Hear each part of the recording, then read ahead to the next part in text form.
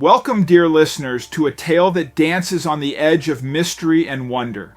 Imagine this: a calm lake, the gentle ripple of water against a canoe, and a man named John, whose quiet fishing trip transforms into something far more extraordinary. As you listen, let your imagination drift with him into the depths of the unknown, where shadows move beneath the surface and nature holds secrets older than time itself. What lies beneath? Stay with me, and together we'll uncover the answers hidden in the heart of the lake. With his fishing rod in his hand, John paddled his canoe on a calm lake, looking at the water, waiting to see movement of fish to catch, with the water gently rippling against the sides of his boat like eight's bolt to calm down, until in threatening shape emerged beneath the surface. And his heart raised, and he turned pale when he realized what he was about to confront. As the mysterious creature drew nearer, John couldn't help but wonder if he'd ever make it back to shore.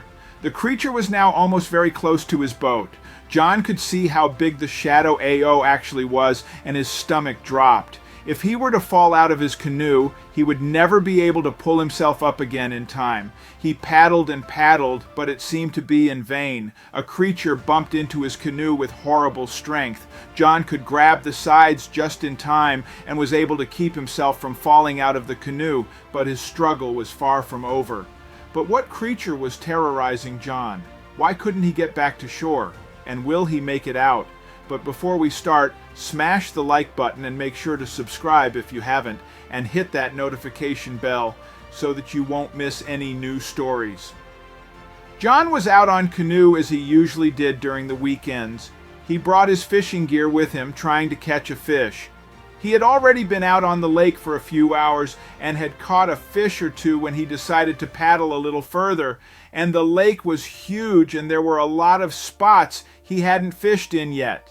He began to read his book, but quickly realized he couldn't keep his attention focused. He kept glancing at the water and at how deep and dark blue it looked. It began to feel a bit eerie, so he decided to head back to shore. But as he reeled in his rod, something began to change. John noticed how suddenly there began to form waves. John was very confused by this, as he was the only one on the lake.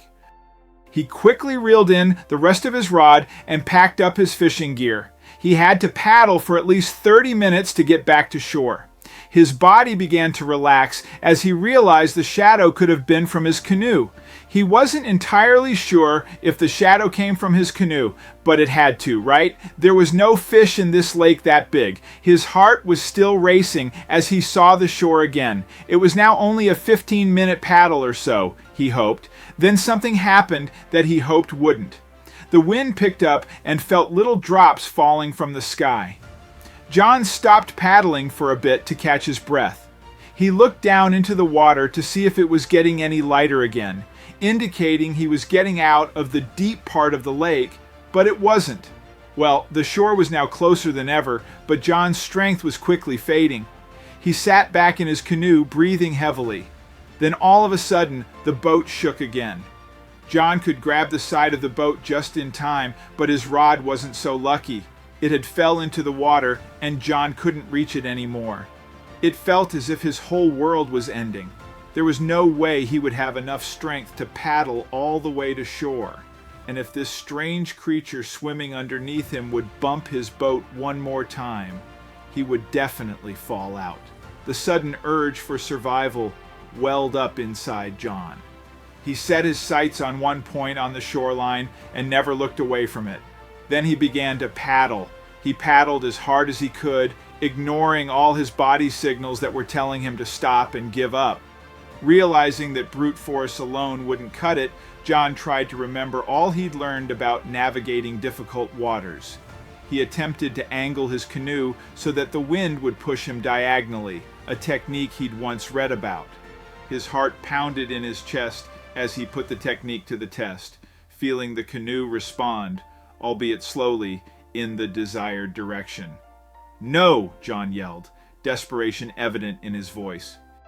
Panic seized the paddle. It was his lifeline, and now it was gone. With the weight of his decision pressing down on him, John mustered all his courage and plunged deeper into the pitch-black abyss. The rope tied to his ankle fraying and old, he was his only lifeline back to the canoe. As the seconds ticked on, the deeper he went, the less there was, and the world around him became a suffocating void. Although he couldn't see anything, his instincts were clear. He was being watched. In the oppressive darkness, John's eyes strained to make sense of his surroundings. Then suddenly, out of the edge of his limited vision, a dark form emerged, moving with an unsettling fluidity. Anik, raw and unyielding, surged through John. With his every instinct screamed danger. He kicked upwards, barely breaking the surface. John gasped for breath, his lungs desperately drinking in the life-giving air. As his breathing steadied, John took in his surroundings. The familiar shoreline was now but a distant blur. Every ounce of energy John had expended in the water weighed him down now. His muscles ached, his fingers were numb, and his mind was clouded with fatigue. Hardened by these tales of survival, a newfound energy surged within John. He gripped the paddle with renewed determination, his strokes becoming more powerful and precise. As hours passed, J.N. noticed a subtle shift in the water around him. The dark, ominous blue that once consumed his vision began to fade into a lighter, more welcoming shade. A.K., the afternoon sun cast a reflection, making it hard to discern the shape, but its swift approach was undeniable. John gripped the paddle, heart pounding, as he braced for what was next. The rippling vibrations sent shivers down his spine. When the distance between him and the safety of the shoreline seemed vast, but John refused to let fear paralyze him. He raced against time in the lurking shadow beneath. Suddenly, the water eddied with a massive force. An enormous catfish, its scales glistening in the dimming sunlight, breached the surface. Its sheer size was on-peeing as it twisted and thrashed, creating waves that rocked the canoe violently. John could scarcely believe his eyes.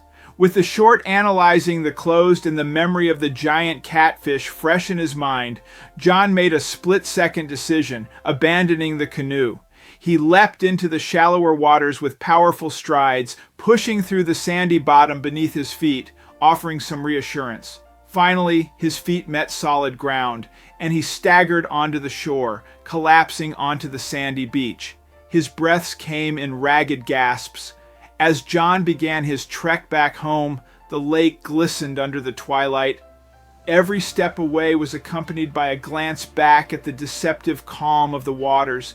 What was once a place of solace and recreation had shown him its wild, unpredictable nature. And upon reaching his home, John's wearied state didn't go unnoticed by his family. The blend of exhaustion, shock, and relief painted on his face raised immediate concern. His clothes were still damp, and his hair matted to his forehead. "John, what happened?" his sister exclaimed, rushing over to him. His mother, with worry in her eyes, gently took his arm and guided him inside. They enveloped him, offering warmth both physically and OBL stabilizing his shaking world. As night settled, J.N., surrounded by his closest family members and friends, began to recount the day's harrowing events. Gasps of horror, sighs of relief, and soft murmurs filled the room as John shared his ordeal, offering them a glimpse into the unpredictable heart of the lake.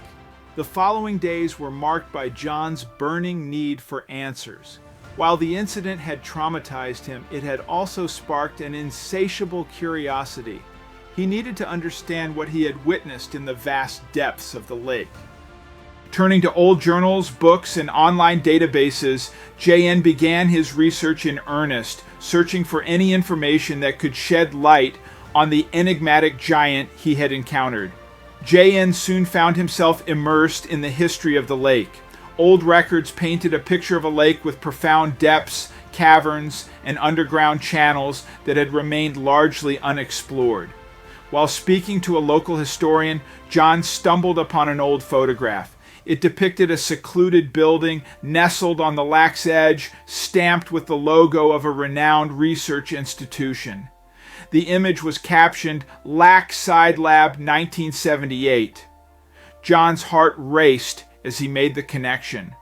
Could this lab, almost hidden in plain sight, hold the answers he sought?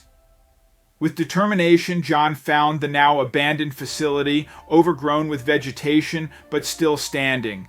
Inside, amidst dusty papers and derelict equipment, he discovered a trove of research notes. As he sifted through the yellowed pages, John's eyes widened with each revelation.